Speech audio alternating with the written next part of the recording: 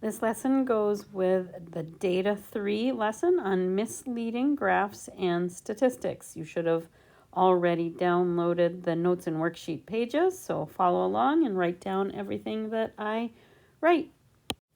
All right, these graphs go with example 1. The guy on the top left there, that's Professor Berger. He used to do the videos in our old textbook, but we don't have access to that book anymore, so you're stuck with my video. Let's look at the first graph here on the top right. If we notice, the things we know to pay attention to are the titles of the graphs, the labels on the axes, and the scales. So let's look at the one on the top. It says cost of juice. What else? It says products on the bottom, so we have product 1 and product 2, and then the cost in the range goes from $2.70 up to $3.50. So if you look at the vertical axis and the scale used, you can see it's not a very large spread out scale. They've kind of squished it in. But it says since the vertical axis does not start at 0, the bar for product 1 appears to be more than twice as long as the bar for product 2. But if you think about this, the prices of each of them, product 2, if I look to the left, that's at the $3 mark. And product 1 is $3.50. So I do have to look carefully at it. They're allowed to kind of distort this by the way they display it, but they're not lying. So they're not allowed to lie in advertising, but you need to be a really good consumer and pay attention to the data. On the second graph on the bottom, we can see the scale on the left goes from 0 all the way up to 350. So now, when you look at the vertical axis, it goes from 0 to 350. The difference between the two products is only 50 cents. It shows a much more accurate description of the two prices and how they compare to one another. So, but this is what companies do to kind of deceive you, mislead you. They're not lying. That's why we use the word mislead. They're just not giving you the whole picture. Let's look at the next one, this car. The one on the left, the graph is going upwards, but look at the vertical axis, it says. My value of my car, or this car, whatever it is, it starts at 7,000 and the top is 0. It looks, since the vertical axis starts at 7,000 and goes up to $0, the line graph is going upward and it makes it look like the value of the car is increasing. That's just the way we're used to looking at graphs. We're used to looking at graphs that if they go upward, it's increasing. It would be very weird for the graph to be going upwards and the value is decreasing, but that's what they're doing. On the second graph, this one's better. It says, look at the line graph where the vertical axis is set to start at 0 on the bottom, 7,000 on the top. So now we see the line graph is going downward, indicating that the value of the car is decreasing. This graph shows a more accurate description of the value of the car as time passes. These are years, so 4 years later, the value of the car goes down quite a bit. Let's look at the next one. What are we looking at? Percent of students passing a science exam. Looking at that top one, it looks like from 2004 to 2006, the percent has just skyrocketed. But I'm going to notice the vertical axis. It only goes from 55 to 69%. It says since the vertical axis begins at 55 and only goes to 69, the line graph is going upward very quickly, making it appear as if the percentage of students passing is increasing dramatically. I do think that's a big increase, but maybe not as much as the graph makes it seem. Now look at this one. It says, look at the line graph when you start at 0 on the left and then up to 100. It says the line graph is still increasing, but the slope of the line indicates that the gains are modest and not as dramatic as the first graph indicates. The second graph shows a more accurate description of the increased percentages of students passing a science exam. So yeah, it's going upward. It's just not quite as dramatic as that first graph. So make sure you're paying attention to the labels, the title, and the scales. All right, so here we have some examples. Let's look at them, and I'm going to have you pause the video, and you guys can discuss it for a minute, and then I'll show you what I said, and we don't have to have the exact same answers. It says to explain why each graph is misleading. I see stock value, year, price, looks to be increasing. And then the other one, food donated. They're representing the different kind of foods with different symbols. So why don't you guys go ahead and pause the video. Maybe we can have a couple volunteers discuss it. And then come on back and I'll show you what I think.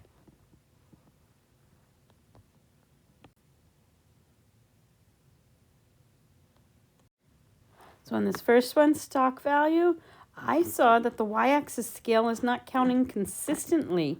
It goes 0, 10, 20, counting by tens, and then it counts by twos. That makes it look like the value is going up a lot higher, or a lot faster than it really is. On the second graph, those images all look about the same size, but if you look at the key, each one represents different amounts. So even though up top, there's 6 cans compared to 5 boxes, which seems like they're about the same. That represents 600 cans compared to 250 boxes. So the size of the things isn't what it is, what's deceiving. It's that they each represent different amounts rather than them each representing, say, 10 or 50. All right, let's look at the next ones. So let's explain why each graph is misleading again. So percent of return on investment. Let's see, take a peek at that. And then preferred juice flavors. Looks like they must have surveyed people and asked what their preferred juice flavor is. If you didn't already pause and discuss these, go ahead and pause it. If you did all 4 of these at once, then go ahead and you can just see what my answers are and compare them to yours. All right, so let's look at this first graph here. It's a percent of return on investment. They're trying to get you to invest in their company. And they're saying, if you invest with us, you're going to make tons of money. But year 5 and 6 on this graph are projections. Right now it's year 4. They're telling us this is what they've been able to return to their investors up until now, which is still a pretty decent return on your investment. But they're saying it's going to just skyrocket. They don't know that. What if year 4 was 2019 and then along comes 2020 and 2021 in year 5 and 6 and they don't make hardly any money because who knows, maybe it's a restaurant or a movie theater or a bowling alley where they didn't do too great. So that's a very misleading graph because year 5 and year 6 haven't even happened yet. They're just projections. On this graph here, the break is actually the correct way to make this graph. If I was asking you to make a graph and I want you to fill up all this space, but if this was an advertisement, it sure makes it look like the grape bar is more than double the size of the apple, that more than double the people preferred grape juice over apple juice, and that's just not true. If you look at the grape, that's 148 people preferred it, and the apple was 142. It's only 6 people difference. Cherry was 144. So the bars really should all be very, very close in height. All right, there's Professor Berger again, and we're going to talk about example 2 when we have misleading statistics. You have to bear with me reading through these with you. So follow along while we read the situation. It says, according to a survey, 250 people shop regularly at the mall, while 125 people shop regularly downtown. The City Mall Association claimed that twice as many city residents prefer to shop at the mall. What could be perceived as misleading about this fact? Well, the sample size might be too small depending on the number of people who live in that city. The number of people who were interviewed might not represent the whole population. Maybe there's a lot of people in that city and they only happen to interview a small amount. Also, the survey might be biased and does not reflect the population in general. The people who were interviewed and where they were interviewed might present a bias. Let's look at the next one. More misleading statistics. It says, explain why the statistic is misleading. A politician claims that he should be reelected because he has improved the working situation for people 18 to 24 years old. He states that when his predecessor was in office, there were 23,500 employed people in his jurisdiction between the ages of 18 and 24. But during his administration, the number of employed people in this group increased to 33,750. What could be perceived as misleading about this fact? Well, it says the sample size is unknown. A better indicator would be a comparison between the percentage of people's ages 18 to 24 who are employed, not the number of employed, because the population of the area could have increased. If the population had been the same that whole time, then yeah, that's a pretty good increase. But what if the population doubled in the time that he's been mayor, and this number has not even doubled? Maybe he's actually doing worse. So a percentage is a much better method of comparing it. Finally, explain why the statistic is misleading again. During one football season, player 1 made 0 touchdowns and player 2 made 27 touchdowns. Is it safe to conclude that player 2 made a much greater scoring contribution to his team than player 1? Well, no, a conclusion cannot be drawn because more is not known about player 1. We don't know what position player 1 played. We don't know. Maybe he blocks and he made it possible for player 2 to get through and score all those touchdowns. Maybe he was the key to all those scores. We don't know. Maybe he is the quarterback and he always hands it off or throws it to the right guy always, and he just doesn't run it in himself. So we just don't know. We need more information to know about player 1 versus player 2. All right, now let's look at the one below here. It says 4 out of 5 dentists surveyed preferred ultra clean toothpaste. What's wrong with this statement?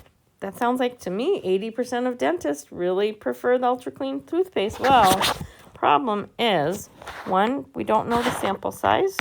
Okay, maybe you want to tell us that. Don't know the sample size. Maybe they only surveyed 5 dentists and there's hundreds of thousands of other dentists who weren't even asked. Don't know the sample size, that means. It also depends which dentists they surveyed. Maybe they're all dentists who live in the town where Crest is produced, so they're a little bit biased. So we don't know the bias of these dentists either. We also don't know what they compared it to. So it says they preferred it. What did they prefer it to? Chalk? I mean, to another toothpaste? What? What did they compare it to? We don't know. What did they compare it to? So you've got to ask these questions when you see an advertisement, and don't just take it for their word, okay? All right, so here's some examples for us to figure out ourselves. Why don't you guys take a few minutes, let's say 3 minutes, because there's 3 more examples here, 2 here and 1 on the next page. 3 minutes, talk with your table partner and discuss what would be misleading about these statistics, and pause the video and then come back and see if we have similar answers or not. Go ahead and pause it, discuss it. 3 minutes, a minute per page, write these down and come on back.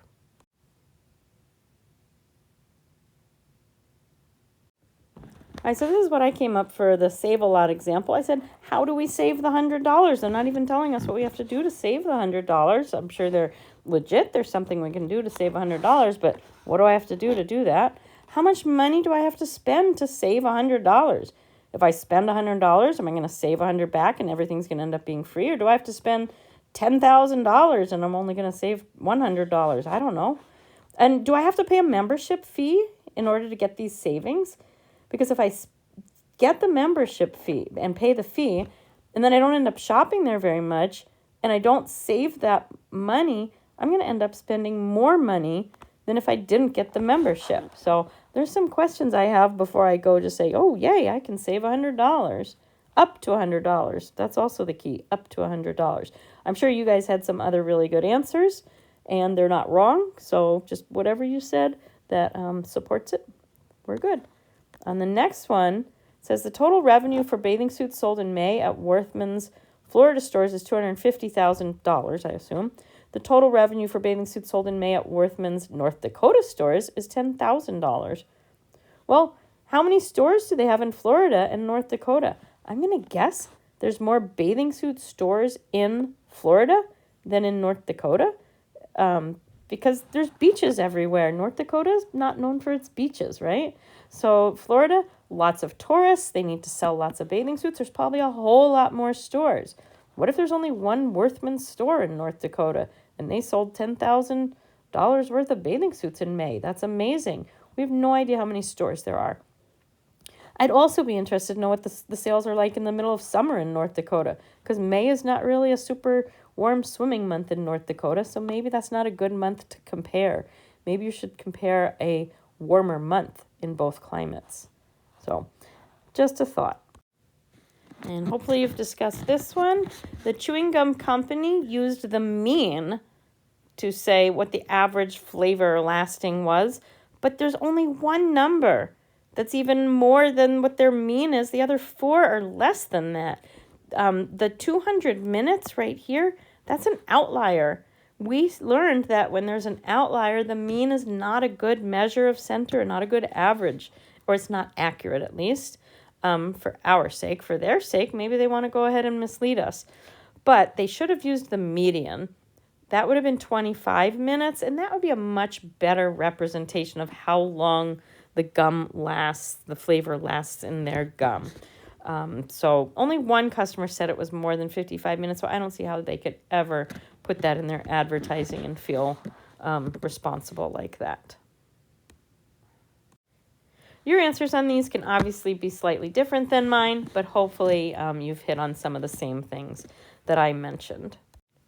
So here's your homework. It's 2 pages. They're all spread out, you guys. There's really not that many questions. It's just the graphs take up a lot of space.